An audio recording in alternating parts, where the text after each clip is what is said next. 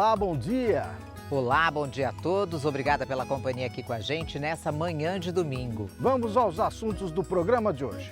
Você vai ver que a cooperativa Cocamar de Maringá realizou seu dia de campo de laranja com a presença de produtores convidados. E nós vamos mostrar os assuntos que foram discutidos em 3 reportagens. A primeira é sobre mudas, a importância da qualidade nas variedades copas e porta-enxerto de laranja. São variedades novas que vêm mostrando maior desempenho, melhor produção, porque produzir laranja tem que ter produtividade. Outro assunto é sobre a pinta preta dos citros, doença que tira o sono do citricultor. A pinta preta é uma doença de fungo muito lento. Ela pode demorar de 40 até 200 dias. Então, talvez o produtor espera ver o fungo para controlar, é um erro muito grande. E para finalizar as reportagens do dia de campo sobre laranja, vamos falar do sistema de irrigação no pomar. Ela é uma ferramenta que ela vem para auxiliar no incremento de produção da cultura dos citros. Você vai ver também que produtores de leite estão reduzindo as margens de lucro para se manterem no mercado. É algo cíclico, né? Isso aí é a lei da oferta e a procura. No Sabor da Terra, a receita é da paçoca de amendoim feita com leite. O programa RIC Rural está no ar.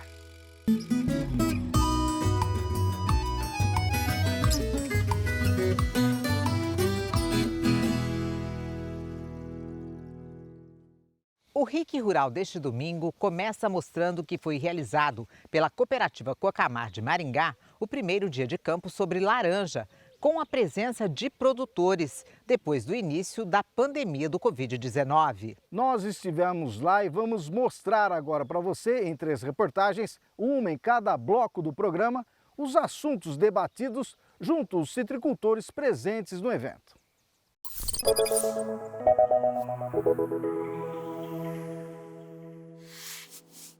A citricultura é uma atividade lucrativa, mas exige que o produtor esteja sempre atualizado.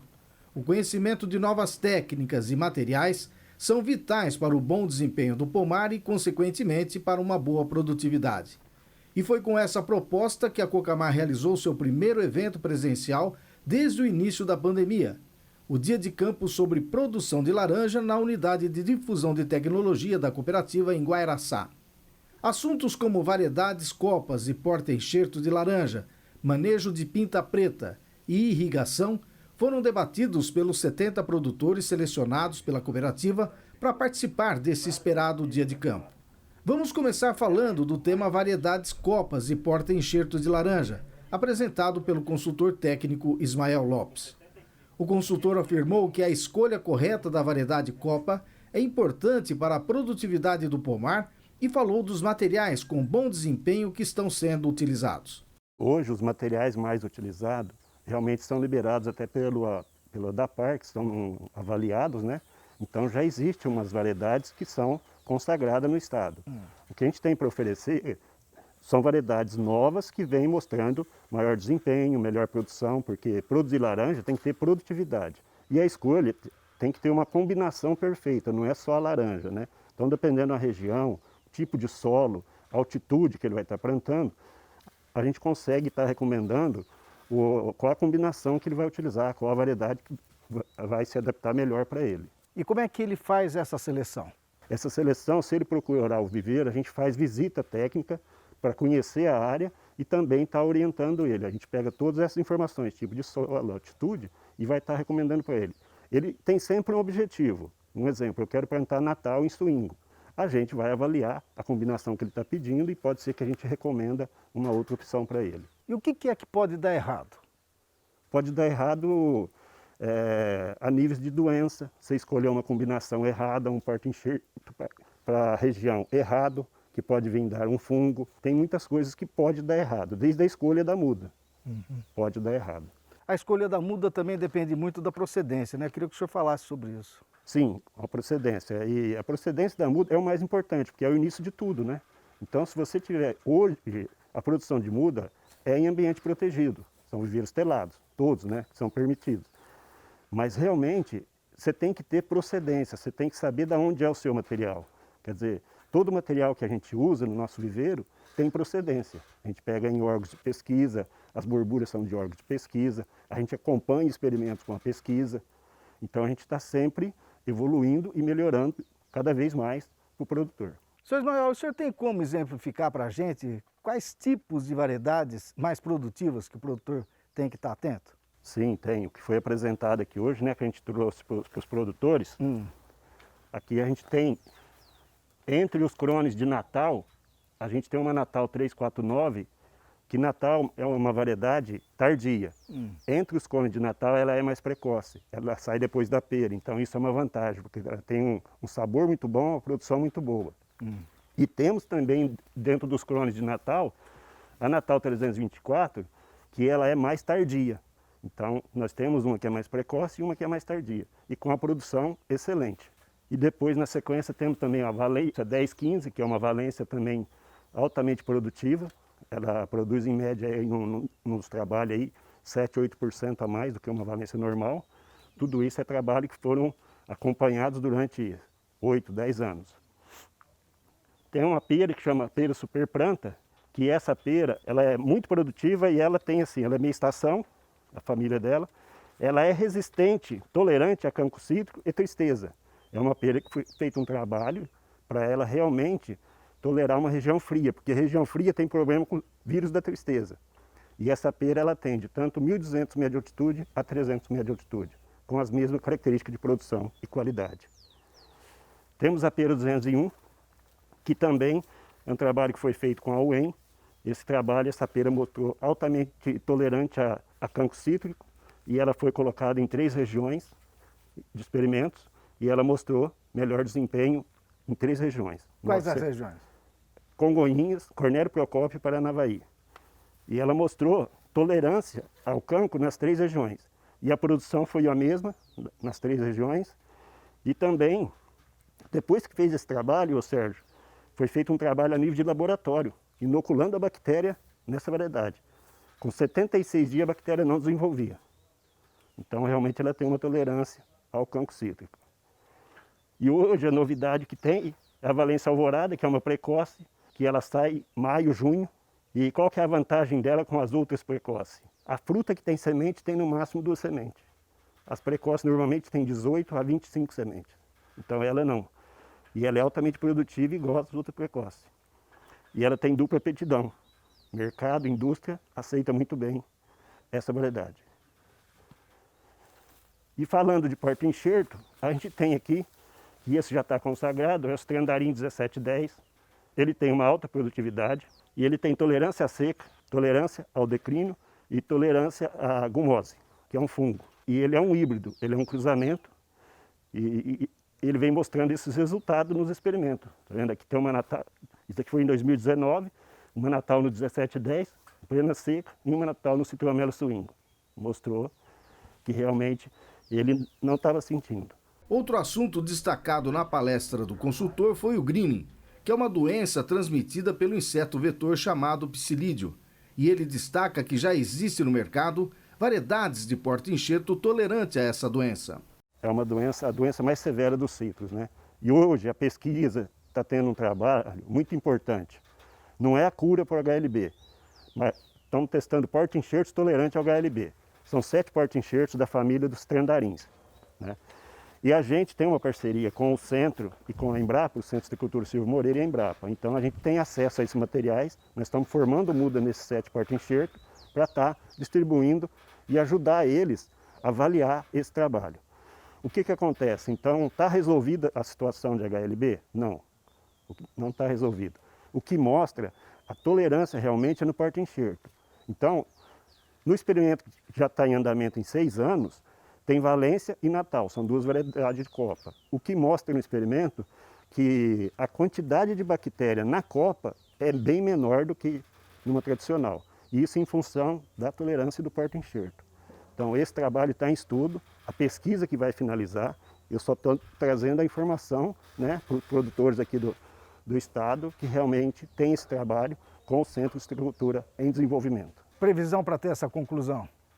Eles falaram que mais 4 anos. Mais 4 anos, pelo menos. Mais 4 anos de agonia, então. Isso. Mas a gente está preparando 20 mil mudas nesse porta-enxerto para estar oferecendo aos nossos produtores. Para eles também confirmar isso na propriedade deles.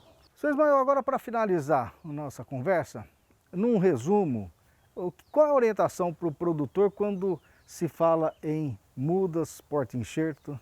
Olha, isso daí, primeiramente, ele tem que conhecer o local de produção de muda. Tem que estar distante de citros, né? Tem que ver a sanidade do viveiro e os materiais que estão sendo utilizados no viveiro.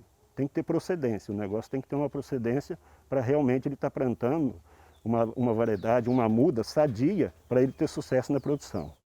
Bom, no próximo bloco, o assunto do Dia de Campo de Laranja é sobre a doença da pinta preta dos citros. Agora vamos aos preços agrícolas. O café em coco, R$ 18,00 o quilo. O café beneficiado, R$ 1.100. O arroz, R$ 90,00 a saca. O feijão carioca, R$ 260,00 a saca. E o feijão preto, R$ 240,00, média estadual.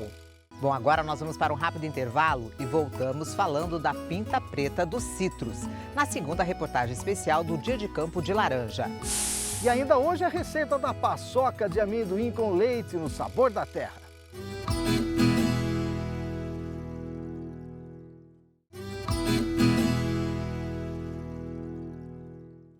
Bom, estamos de volta e dando continuidade ao programa de hoje. Agora, na segunda reportagem do Dia de Campo sobre laranja, o tema abordado é a pinta preta dos citros, uma doença de grande importância na citricultura.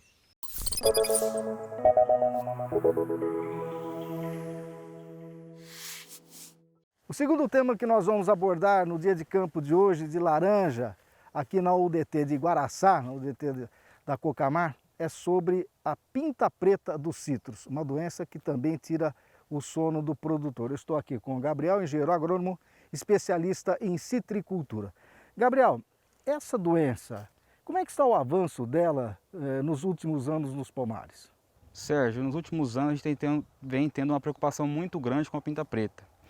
Por se tratar de anos mais secos, os produtores não estão realizando o tratamento ideal para controle da doença. Então a gente vem observando que vem crescendo em grande escala a doença nos pomares. Além desse problema, outros dois a gente está observando muito a campo, que é o quê? Anos de baixa produtividade, o produtor às vezes pensa que não compensa um controle ou coisa do tipo. E também o início da doença no pomar. Então a doença está começando a se instalar no pomar, o produtor demora muito para começar o controle. E o que acontece? Nos próximos 2 anos a doença explode no pomar, podendo chegar em até 80% de queda precoce da produção. Bom, como nós estamos fazendo desde o primeiro bloco, tem perguntas de produtores aqui. Quais são os sintomas, como identificar no pomar, quais os cuidados o produtor deve tomar em relação a essa doença? Sérgio, os sintomas são bem característicos. O nome vem até a dizer, ela forma uma pinta preta na laranja mesmo, né? O que nos preocupa é o seguinte, para a doença chegar nesse sintoma, a gente vai ter uma queda muito grande de produção. Então o produtor tem que ficar atento aos sintomas iniciais. Por quê? A pinta preta é uma doença de fungo muito lento. Então, a partir do momento da entrada da doença no fruto, até ela mostrar os sintomas, ela pode demorar de 40 até 200 dias. Então, talvez o produtor espera ver o fungo para controlar, é um erro muito grande. Então, aqui a gente tem um fruto bem característico da doença, né? Esse fruto, a severidade dele é muito alta, então não vai conseguir colher a tempo esse fruto. Ele vai ter a queda precoce e não vai ter a colheita. Então, o produtor tem que ficar atento aos talhões que ele já tem a doença, que ele já vai ter mapeada na propriedade, para a partir do momento de pós-florada ele começar o controle para não chegar nessa situação aqui. Agora a outra pergunta, como é que é feito o tratamento da doença e qual o intervalo dessa aplicação se tiver que aplicar alguma coisa? O tratamento dela é um tratamento longo, vamos dizer assim. Então agora a gente está nessa fase de pegamento de safra, então ela já definiu sua produção. Então a partir desse momento a gente inicia o tratamento. E qual seria esse tratamento químico? A gente começa o tratamento com aplicações de cobre metálico. A gente faz após a queda das pétalas, variando de área por área, de 1 a 2 aplicações de cobre. Essas aplicações com intervalo em torno de 21 dias. Então eu faço a aplicação de cobre, posteriormente a isso eu vou começar a fazer o tratamento com fungicida, que seria fungicidas à base de istrobirulina. Em qual intervalo de aplicação? Os intervalos de aplicações de fungicida é em torno de 35 a no máximo 40 dias, dependendo da área. E o fator importante também é o quê? cada variedade. Por exemplo, uma Iapar, que é uma variedade precoce, nós vamos fazer em torno de 2 a 3 aplicações. Já uma variedade tardia, que é no caso de Natal, folha murcha, a gente chega a fazer de 6 a 7 aplicações. Então o produtor tem que ficar muito atento ao intervalo de aplicação e ao número de aplicação. Porque talvez uma aplicação que ele deixe sem aplicar, vai ocorrer lá na frente o escape da doença. E qual então a influência, que é uma coisa muito importante, do aplicador, do equipamento na regulagem nessa aplicação? Perfeito. A tecnologia de aplicação é muito importante. Então, além de fazer aplicações com intervalos corretos, nós precisamos fazer aplicações bem feitas, aplicações bem aplicadas. O que seria isso? Primeiro passo, uma regulagem boa do seu atomizador. Saber qual marcha ideal, qual velocidade ideal, qual pressão de trabalho ideal, qual rotação ideal, quais meus bicos ideais para controle. Por quê? O conite do fungo é uma parte muito pequena e nós precisamos controlar ele dentro da planta, no interior da planta, ter uma boa cobertura do fruto para que controle toda a parte do fruto. Para ter uma boa cobertura do fruto, o que eu preciso? Preciso fazer com que a gota do meu turbo entre dentro da planta. O que me ajuda nisso? Uma regulagem correta. Uma aplicação comum que o produtor que já vem fazendo rotineiramente, ele vai jogar em torno de 30 a 40 ml. O que se consiste isso? Em torno de 2 litros por planta. Uma aplicação de pinta preta, ele tem que trabalhar de 70 a 100 ml, que geraria em torno de 4 a 5 litros por planta. Então o volume de calda é bem maior. Outra coisa que ajuda muito no controle é utilizar um óleo vegetal de qualidade. Além dele potencializar o fungicida, ele aumenta a cobertura, podendo dar um incremento de em torno de 70% na qualidade de aplicação no final da aplicação. Falamos de produto químico até agora e tem uma outra pergunta aqui que fala o seguinte: além do controle químico, tem algum outro trato cultural que o produtor pode realizar? Tem. Pinta preta ela é uma doença saprofítica. O que seria isso? Ela sobrevive na planta, em restos de folha, em restos culturais do solo. Então, além de controlar, fazer o controle químico, tem diversas séries de fatores que a gente pode fazer. O principal dele é roçar essa braquiária. Então, a gente sempre trabalhar com a braquiária roçada, cobrindo as folhas que caem no inverno, que é um volume alto de folha que vai ter a queda no inverno, a gente consegue abafar bem o fungo que se fique no solo. Outro fator importante é nós, no período de florada, fazer a remoção de frutos temporões. O que seria isso? Frutos de escape de colheita. Muitas vezes o colhedor passa colhendo e fica com uma sobra de fruto. Essa sobra pode ser inóculo para os frutos da safra que vai chegar. Além desse manejo, ficar muito atento com o material que vem de outros pomares. O que seria isso? Material de colheita, alguma podadeira que vem de fora, escada. Então ficar bem atento porque é um fungo que sobrevive em folhas. Então pode vir uma podadeira aqui, por exemplo, um trabalho terceirizado e trazer essa folha contaminada para dentro do pomar. Agora, nessas suas andanças aí, nessa sua experiência, que dicas você daria para o produtor com relação a essa doença? Sérgio, além de todos os controles, a gente vê que algo a mais pode ser feito.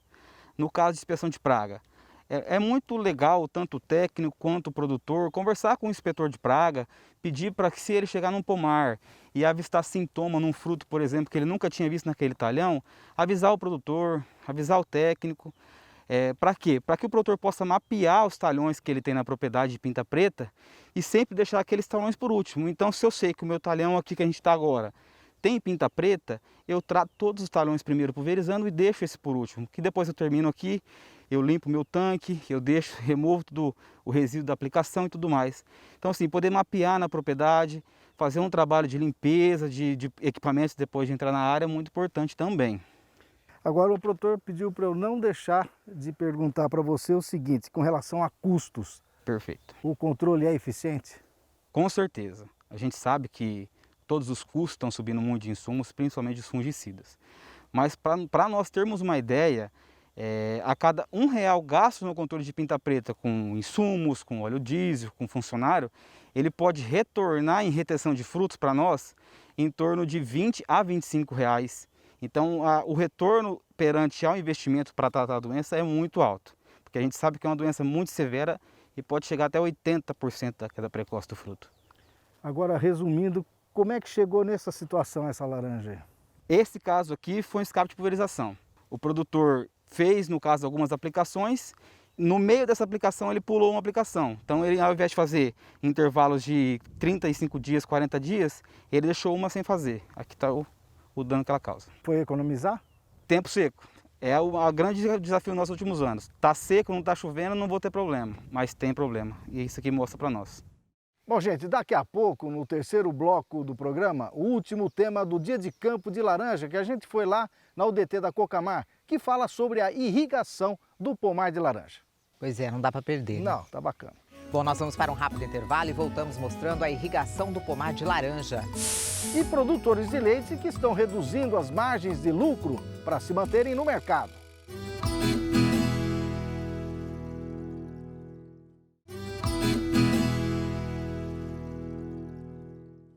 Bom, estamos de volta e dando continuidade ao programa de hoje. Você vai ver agora a irrigação no pomar de laranja na última reportagem sobre o dia de campo da Cocamar.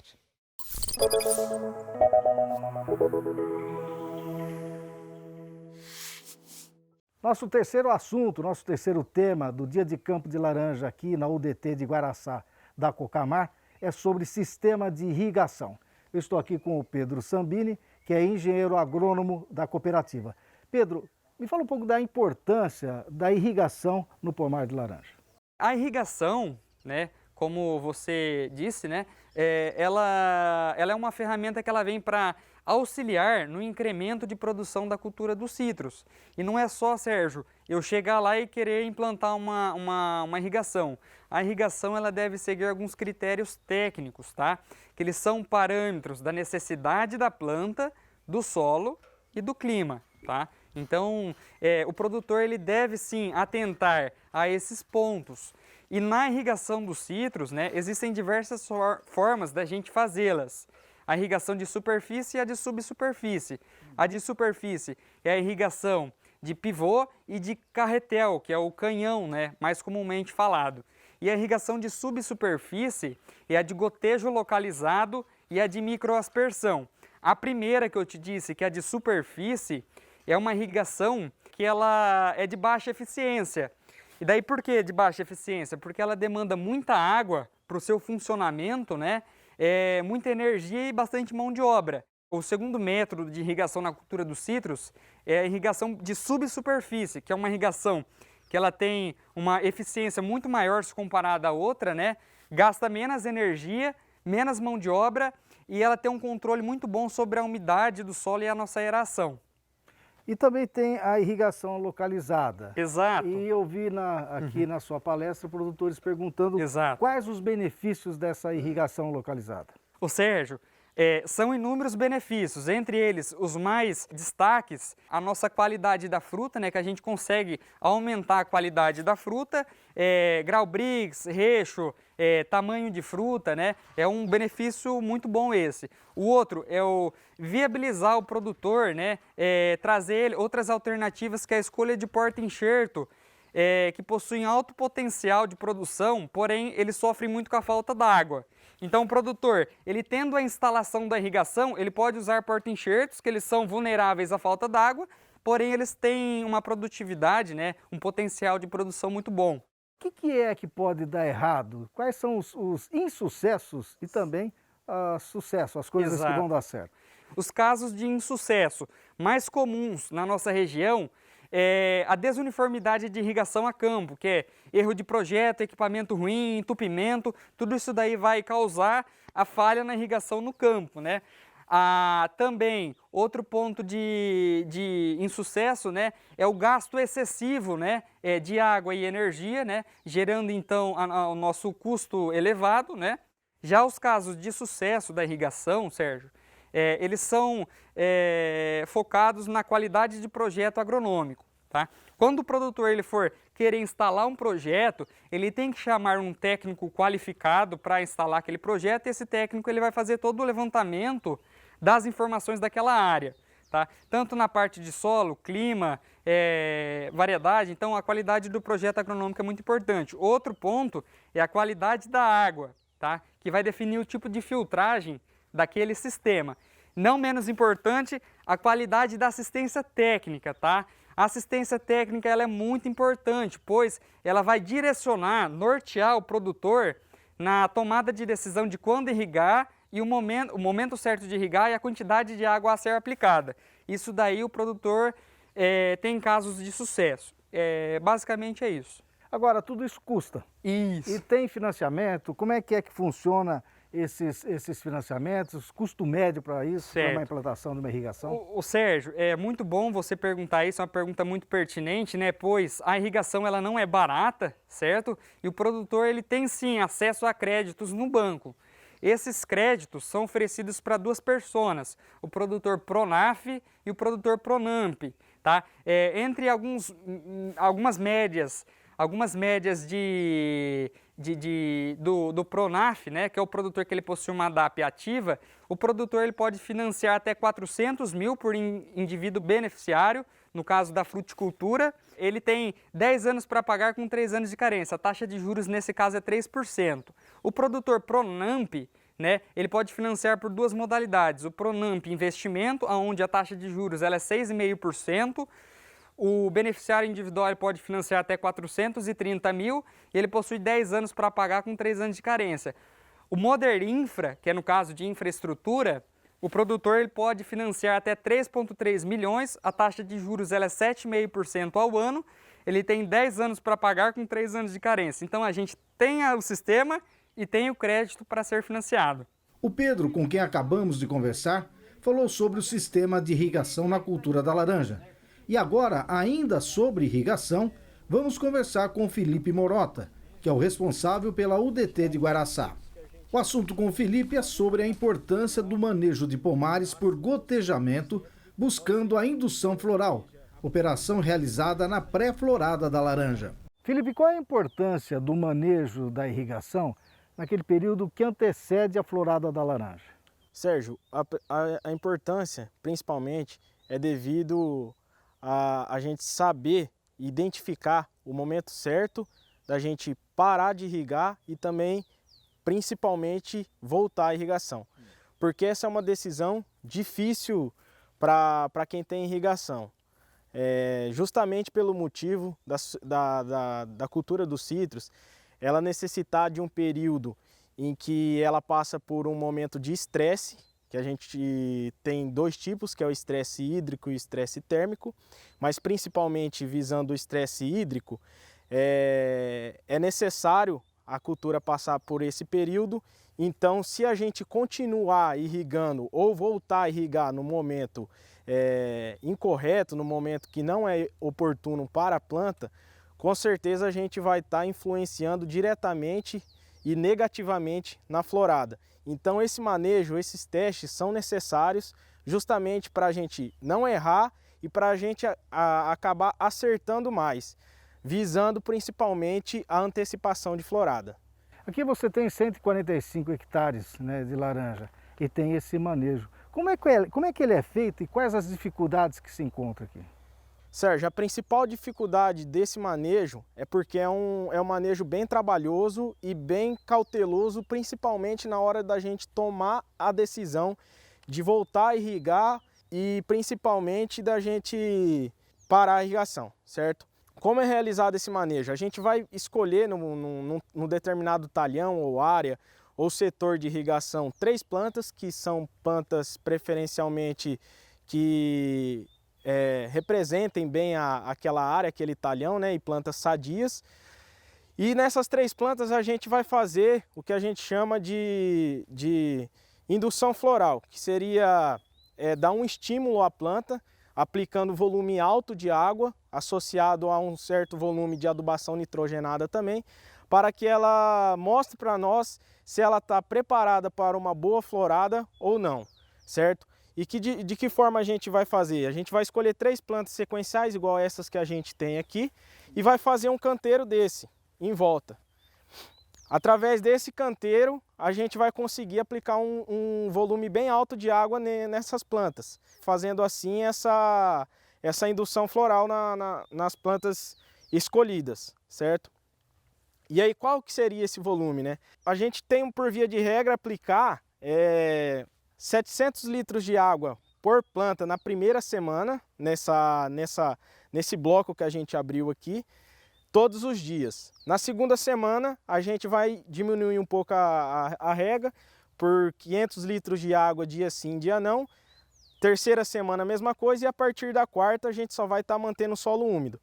E durante todo esse período a gente já vai estar com olhos mais clínicos para essa planta. A gente já vai estar olhando ela no intuito de conseguir enxergar se ela vai apresentar uma boa florada ou não, se ela vai estar apresentando já as gemas florais inchadas e já vai estar soltando botão floral. E se a gente avaliar que foi positivo, que esse quebra de estresse que a gente fez foi positivo e ela está pronta para florar, a gente toma a decisão de iniciar a irrigação no novo ciclo da safra. E quantos canteiros desses você precisa num pomar como esse que tem 145 hectares para você ter uma boa leitura, um bom resultado? Sérgio, isso vai depender muito da quantidade de diferentes variedades que eu vou ter dentro da minha propriedade, certo? Da quantidade de setores de irrigação também, porque cada setor é individual, então você vai trabalhar com cada setor individualmente. Então o ideal é ter pelo menos um em cada setor, um em cada variedade, e também, se oscilar muito dentro da propriedade a idade das plantas, o ideal é fazer um teste desse por idade diferente também. Você vai ver agora que produtores de leite estão reduzindo as margens de lucro para se manterem no mercado. O custo de produção aumentou, mas a única forma de conseguir vender a produção e não ter prejuízo foi aceitar preços mais baixos. Claro que o consumidor final não achou ruim. Vamos ver. Em um momento em que tudo aumenta nas prateleiras dos supermercados, um produto nada contra a maré, o leite.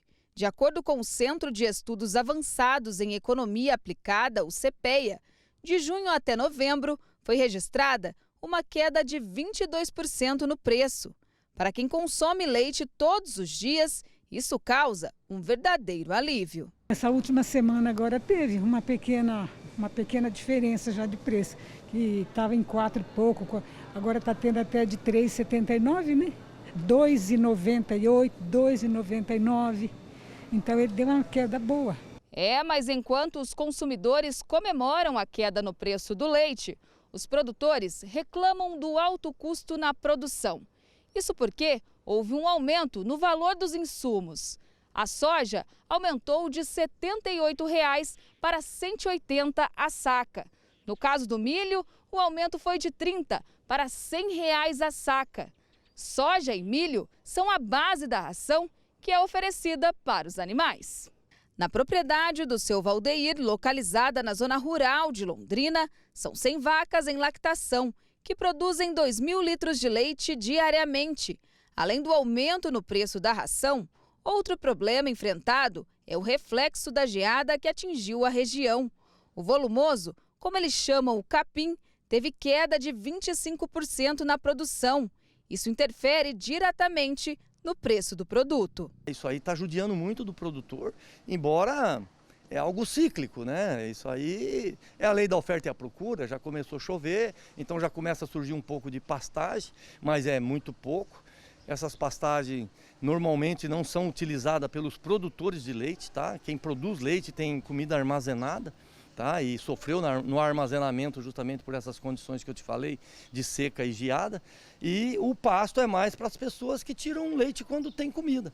Então voltam a produzir aí, colocam o leite a qualquer preço no mercado, judiando daqueles que mantêm a produção de leite nas épocas das dificuldades, que são os produtores de leite que utilizam comida armazenada, a provisão que a gente faz isso aí para poder suprir nas épocas de dificuldade. É que esse ano foi muito atípico, tá? A seca, a geada e tudo mais, isso aí foi muito atípico.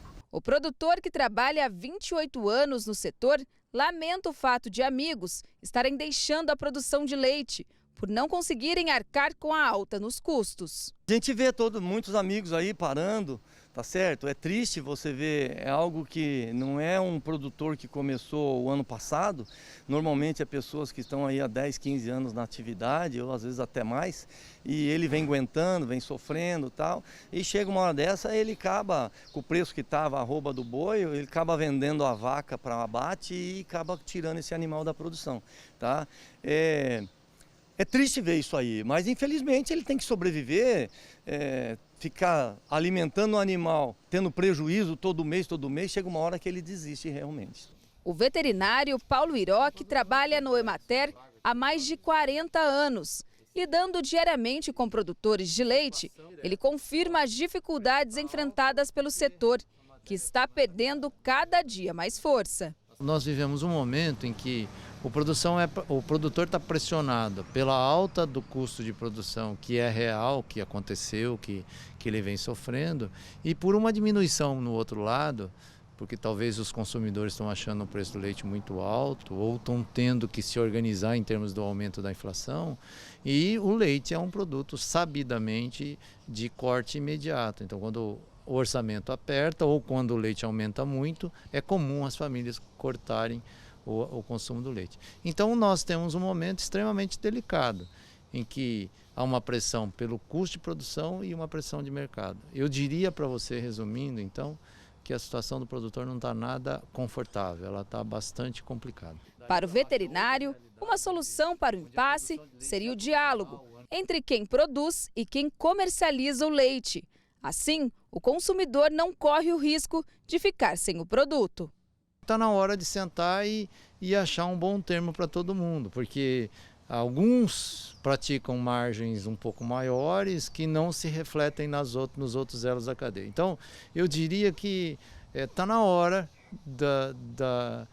do grosso da organização ele começar a pensar num melhor equilíbrio. Em outras palavras, e ainda existem discrepâncias na cadeia e elas precisavam ser resolvidas. Bom, nós vamos para mais um rápido intervalo e voltamos com a receita da paçoca de amendoim com leite, no Sabor da Terra.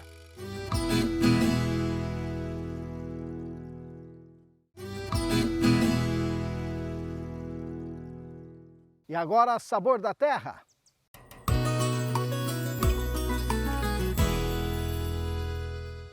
Bom, gente, dando continuidade aí ao programa, né? Mais uma receita hoje inédita para vocês. E a nossa receita de hoje é a paçoca, que sem dúvida é o doce preferido do brasileiro, preparada com amendoim, farinha de mandioca e açúcar. Outros preparam com açúcar e leite.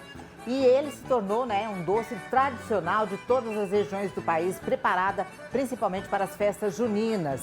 Bom, a paçoca, ela é tão consumida no dia a dia do brasileiro que São Paulo e Minas Gerais, eles fizeram as festas anuais que antecedem aí a data para celebrar o doce. Olha que interessante. Quem vai preparar pra gente é o Cleverton, né, Cleverton? Isso aí. Primeiro passo é torrar o amendoim. Torrar o amendoim.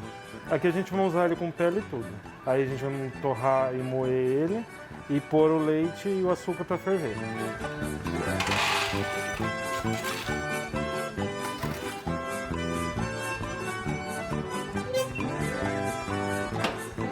Aqui no tacho vamos pôr 1 litro de leite e 1 quilo de açúcar e 2 colheres de margarina. Aí aqui só vamos dar uma mexidinha para misturar e vamos deixar ele até ferver para engrossar e virar uma calda grossa. Aqui o amendoim já está torrado, já esfriou e agora a gente vai bater. Aí você pode bater tanto no mixer, no moedor de carne ou no liquidificador.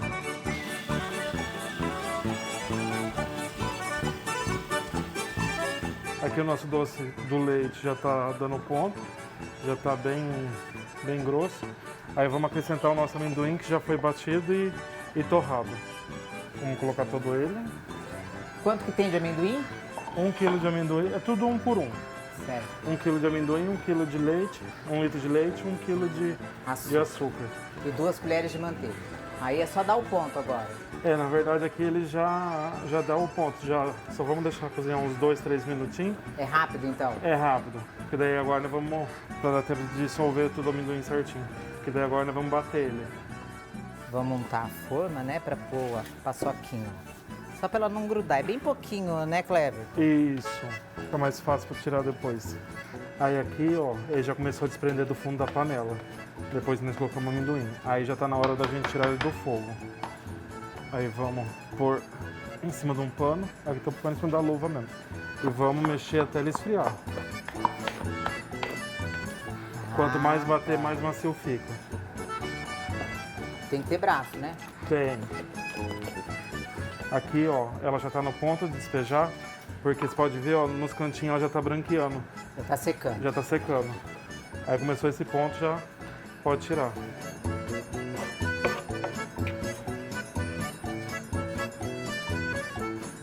Agora nós vamos deixar ela espalhar e acertar ela certinho e deixar esfriar para a gente estar cortando. Mais ou menos uns 30, 40 minutos para ela esfriar bem para cortar e poder pôr uma por cima da outra.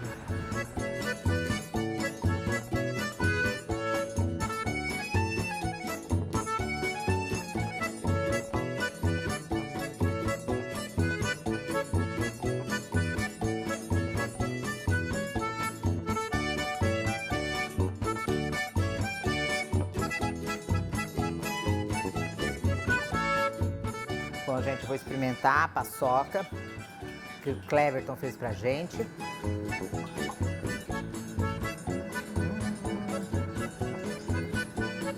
Que delícia, Cleverton. Fica boa, né? E você sente bem o gosto do amendoim. Gente, que delícia. Muito boa. Adorei, Cleverton. Que bom, Rose. Eu nem sabia que ia leite, eu achei que não ia leite. Pode ser feita com água também. Pode Só ser. que com leite ela fica mais macia. Meu Deus do céu, maravilhosa. Amei, amei, amei. Cleverton, obrigada. Obrigado a vocês. Espero que vocês de casa também tenham gostado.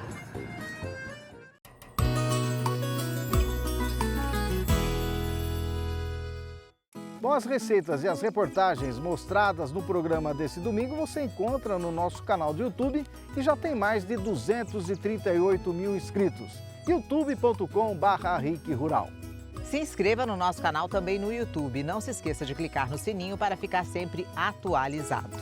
Bom, hoje nós vamos ficando por aqui. Obrigada pela companhia e até o próximo programa, domingo que vem. Boa semana, gente. Até domingo que vem, 9 da manhã. Tchau. Perde o programa não. Tchau.